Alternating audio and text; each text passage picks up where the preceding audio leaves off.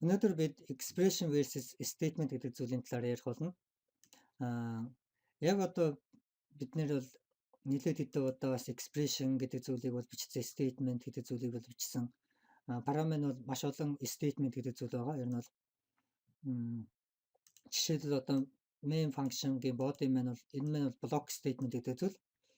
Block statement маань одоо дотроо өөр statement-уудыг бас агуулна. Энэ бол хоёр statement байна. Эхнийх нь болохоор variable declaration and definition statement. Statement гэдгийг бол ер нь хамгийн энгийнээр бодох юм бол бид нэр өгүүлбэр бичиж дуусаад цэг тавьдаг.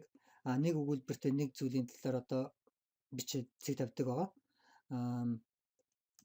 Тэр өгүүлбэрийг л ерөнхийдөө бол параметрт statement гэж нэрлэдэг. Өгүүлбэр дотор нь бол олон янзын зүйлсэж болно. Тэдгээр нь бол одоо юу илэрхийлж байгаа, тэр өгүүлбэр нь юуны талаар ярьж байгаа гэдэг зүйл нь болохоор одоо expression. Яг одоо жишээлбэл энд одоо хоёр expression харагдаж байна.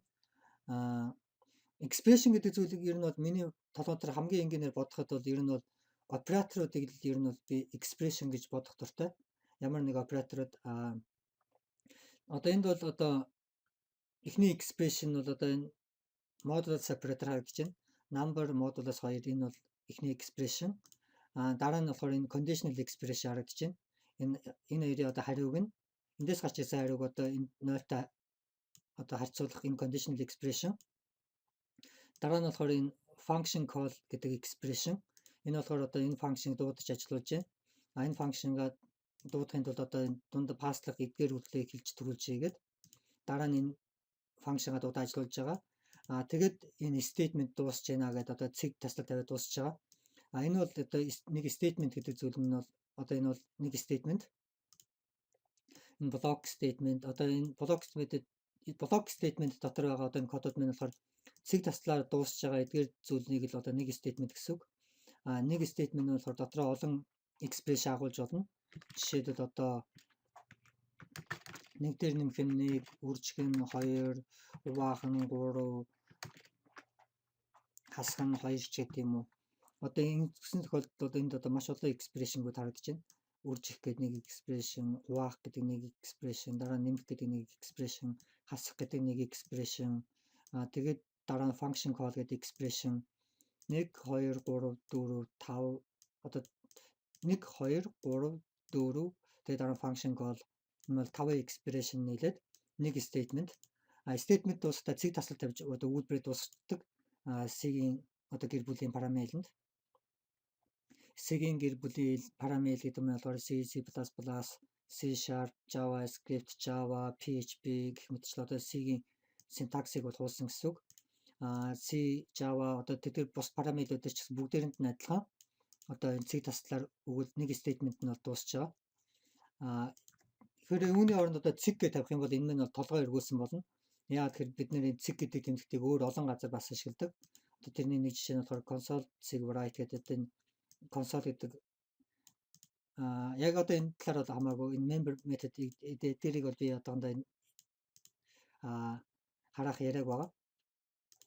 Гэхдээ бид нэр бол одоо энэ console цэг write гэдэг одоо ашиглаж ирсэн. Яг үүн шиг бид нэр одоо цэг гэдэг зүйлийг ингэж өөр зүйлсд ашигладаг учраас өгүүлбэрээ дуусгах цэг гэж тавих юм бол энэ нь бол толгой эргүүлсэн болж харагдана. Тийм учраас одоо C-ийн гэр бүлийн хэлэнд бол цэг таслаар тавьж өгүүлбэрийг дуусгадаг байгаа. Энэ маань бол одоо нэг statement. Дотор нь бол expression гэдэг одоо энэ expression-гууд харагдаж байна. Товчхондоо бол ердөө энэ expression versus statement. Statement гэдэг нь болохоор олон statement-уудыг эсвэл одоо өөр олон statement-уудаас бас бүрдэж болно. Гэхдээ тэр statement нь болохоор дотроо нэг statement нь дотроо олон statement байж болно. Эсвэл олон expression байж болно. Одоо олон statement байгаа statement гэх юм бол одоо энэ block statement ер нь бол энэ block statement нь болохоор дотроо одоо 3 statement агуулж байна. Энэ 3 statement нь дотроо олон expression агуулж байгаа. Expression гэдэг нь болохоор энэ хийж байгаа одоо үйлдэлүүдийг нэг үйлдэл тус бүрийг л одоо expression гэж ер нь бол ойлгож болно.